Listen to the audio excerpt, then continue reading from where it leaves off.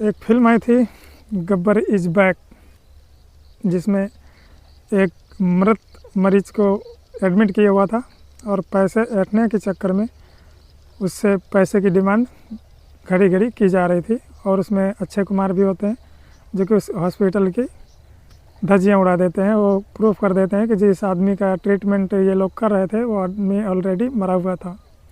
दरअसल कुछ ऐसा ही हुआ था। मध्य प्रदेश जिला रतलाम, वहाँ पे मेडिकल जो हॉस्पिटल होता है वहाँ पे एक बंटी निमामा नाम के आदमी को एडमिट कराया जाता है, जिनकी उम्र होती है 27 वर्ष। उनका वहाँ पे इलाज चल रहा था। तभी वहाँ के जो डॉक्टर्स होते हैं वो बताते हैं कि ये मरीज़ काफ़ी सीरियस है, इनको यहाँ से इंदौर के लिए रेफ़र करना पड़ेगा। हम इंदौर के लिए इन्हें रेफ़र कर देते हैं, आप वहाँ पर जाएं और इनका इलाज करा लें। तो जो उनकी पत्नी होती है लक्ष्मी, वो अपने पति बंटी निमामा को लेकर वहाँ से सीधे इंदौर के लिए चल देते हैं रेफ़र करके। लेकिन तभी ये लोग सोचते हैं कि सरकारी हॉस्पिटल में कहीं कुछ हो गया तो हम लोग क्या ही करेंगे, इसलिए कहीं किसी अच्छे प्राइवेट हॉस्पिटल में इन्हें भर्ती करा देते हैं और वहाँ पे इलाज कराते हैं। तभी में जो नज़दीकी हॉस्पिटल होता है जीडी हॉस्पिटल, गीता देवी हॉस्पिटल होता है, उसमें भर्ती कराया जाता है।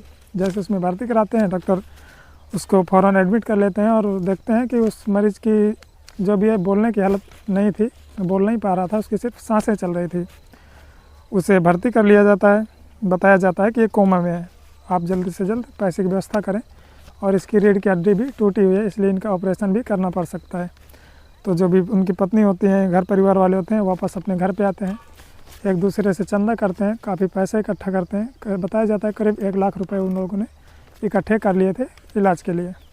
पैसे लेके हॉस्पिटल पहुँचते हैं। जब वहाँ हॉस्पिटल पहुँचते हैं तो उसी गब्बर इस बैक फिल्म की तरह वहाँ के जो भी सीन था वैसे ही चल रहा था। फटाफट दवा लेके आओ, उसका CT स्कैन कराना है, ऐसा वैसा सब चल रहा था। इधर पत्नी पैसे की व्यवस्था पे लगी हुई थी। उधर जब पत्नी इधर सबसे चंदा वंदा इकट्ठा कर लेती है, तभी जो पति होता है बंटी निमामा हॉस्पिटल में एडमिट होता है, उसे ICU में एडमिट करके रखा जाता है। तभी उसे अचानक से होश आ जाता है उस हॉस्पिटल में।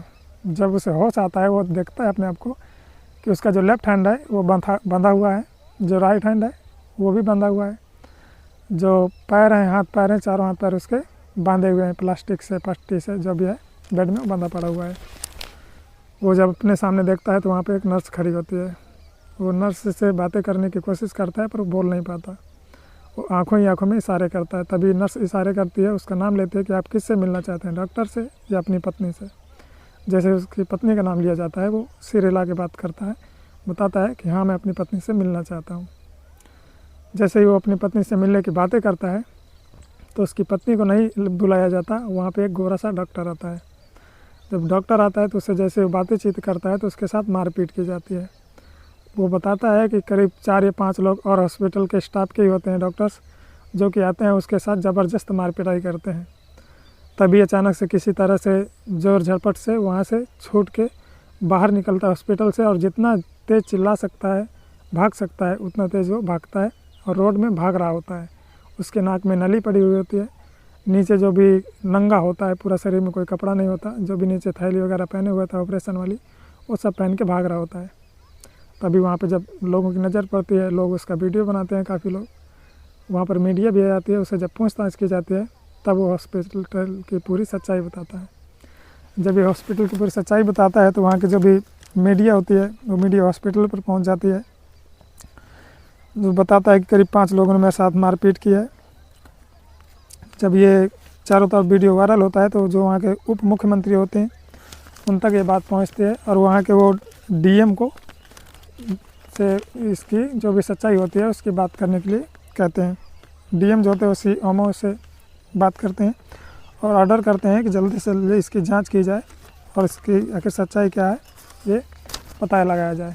अब इसकी इंक्वायरी चालू है, सच क्या है झूठ क्या है अब जैसे ही पता चलेगा तो जहाँ तक है तो हॉस्पिटल की गलती निकल कर आएगी और इसमें उनकी खैर नहीं होगी जिन डॉक्टरों ने उनके साथ मारपीट की है। दरअसल ये बात है 2 मार्च 2025 की। रतलाम ज़िला का थाना होता है